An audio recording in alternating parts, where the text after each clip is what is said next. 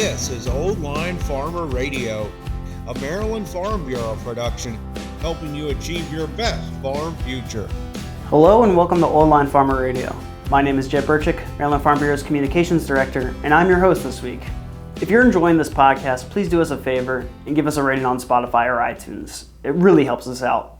It's currently June 19th, and the estimated average price of corn in Maryland is slightly down from last week at $4.72 per bushel, and the estimated average price of soybeans is up around 18 cents from last week at $10.38 per bushel. Let's check out a couple of headlines. This year's cover crop sign-up begins next Monday, June 23rd, and runs through July 17th at your local soil conservation district. The cover crop program is administered by the Maryland Department of Agriculture's Conservation Grants Program. For more information, visit your local soil conservation district or visit mda.maryland.gov. The Maryland Agricultural and Resource-Based Industry Development Corporation, also known as MARBIDCO, has announced it's offering its popular Maryland Producer Cold Storage Grant Program to help farmers and watermen purchase necessary cold storage equipment for their operations. Visit marbidco.org to learn more.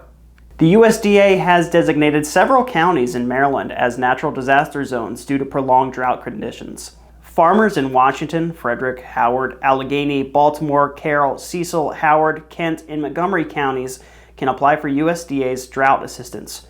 Farmers can contact their local Farm Service agency or visit farmers.gov to learn more.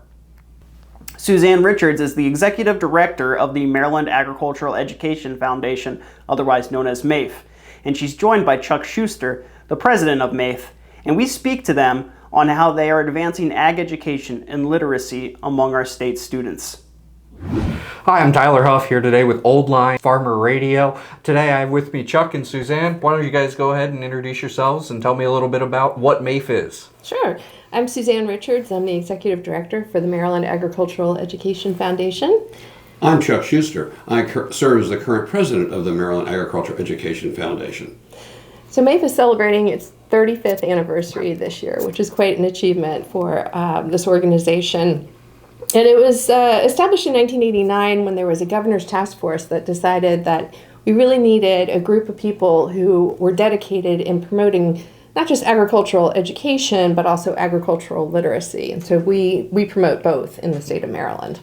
Awesome. Well, thank you guys for being here. I know you just wrapped up a long annual meeting here. Nice thing about the affiliate membership, got to use that board space and come in clutch. So you guys talked about why it was established. Can you tell me about some of the educational initiatives you guys are doing, both with ag education and ag literacy, and maybe go in a little bit to what the differences are?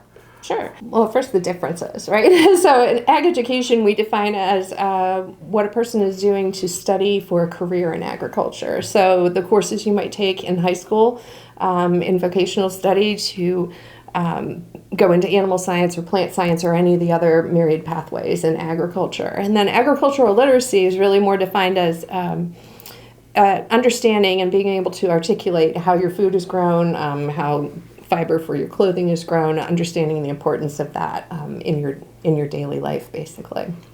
As we move farther and farther away from the farm, our youth, they're not familiar with really what goes on farms. We're more tied to cities and towns, and they don't have that parent or grandparent connection that's still on the farm.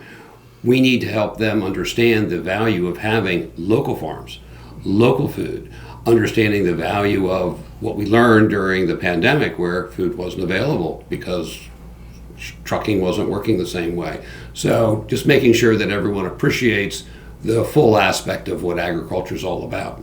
Definitely. And building off of that, our members are consistently identifying ag education as one of our top priorities at the annual convention every year, especially when it comes to our policy standpoint and how can we move the needle forward and how can we continue to make ag education better in Maryland. So what are some of the things that MAEF is doing to advance ag education within the classroom and maybe from a public policy side as well? One thing we're doing is we have the mobile ag education labs.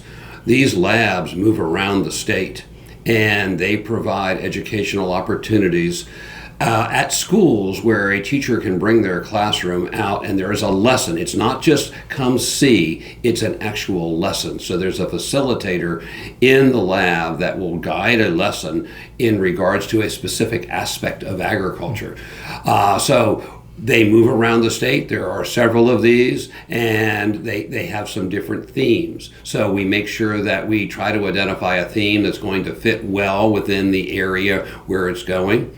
And they require electricity, or we have our generator, but we have to have a location to set them up, and then we move the youth through the mobile lab, and they get a very worthwhile lesson so that they're getting some ag literacy and getting that tie back to what agriculture is all about. And they might be shocked at the multiple career opportunities that agriculture has. The younger we get to them, the better opportunity we have to change that model that, agriculture really doesn't have anything to offer, because we know that's wrong. Right.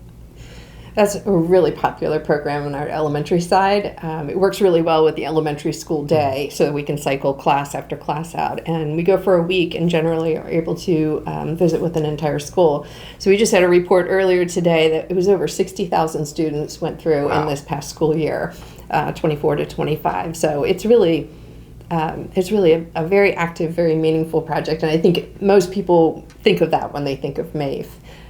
We have 4 mobile labs. We have 1.5 trailers that are showcase trailers, and those go to public events. And so if you've been to a fair or a community event, they go out into the community, and they're basic ag education. Yeah, well, ag literacy. Right? Ag literacy, yeah. yes. And then and people are able to climb on board and walk through and learn about agriculture and why we do what we do in Maryland. And so that's a little bit on the ag literacy side, a little bit on the elementary education side. In the middle school program that we have, we're really trying to get kids excited about agriculture careers at that point, because they're making decisions about their careers in middle school now. And so they have to decide if they're going to enroll in ag classes by the time they get to high school.